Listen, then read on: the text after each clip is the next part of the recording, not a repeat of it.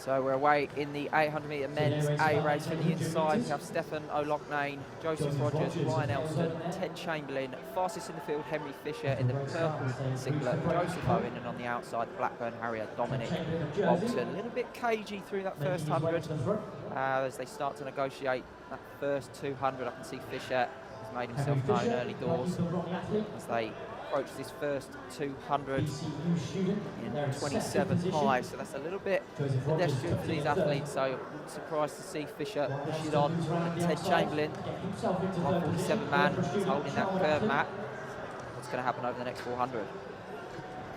Yeah, perhaps a little bit modest, but I think this time this season it's important. I think Boffey was bang on trying to run quite an even 800. We saw Wakefield really tie up. Yes, he still won, but at this point, when you haven't got too much speed work in your legs, it's probably safer to execute the race that it is. So 55 at the halfway, Chamberlain dictating, and just the way Fisher is on his shoulder, he's going to have to go by at some point. If he's still there with a lap to run, I think it's going to be tough to get by, because he's just had to run wide the whole race.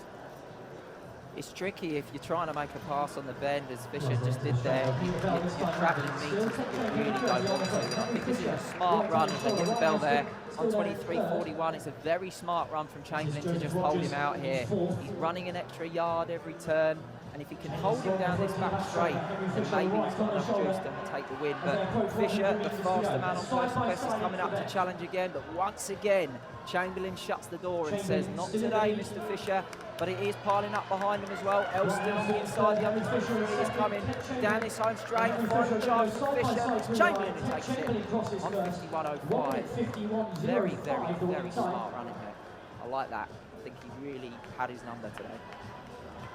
Yeah, look, I think Chamberlain was up at the front. He was, moving at a strong rhythm, but he always made sure he had something else. And Fisher, that is almost like a 101, how not to run indoors, on the shoulder like that, just going wide. And, there was several kind of half attacks, if you like, to get by. And I think that's probably a bit harsh from me, but there was never that aggressive move to really put Chamberlain under threat. He almost came up on the shoulder, and it was easy for Chamberlain to respond. So nice win from him, and you mentioned that head-to-head, and it's one up to Chamberlain against Fisher in 2025.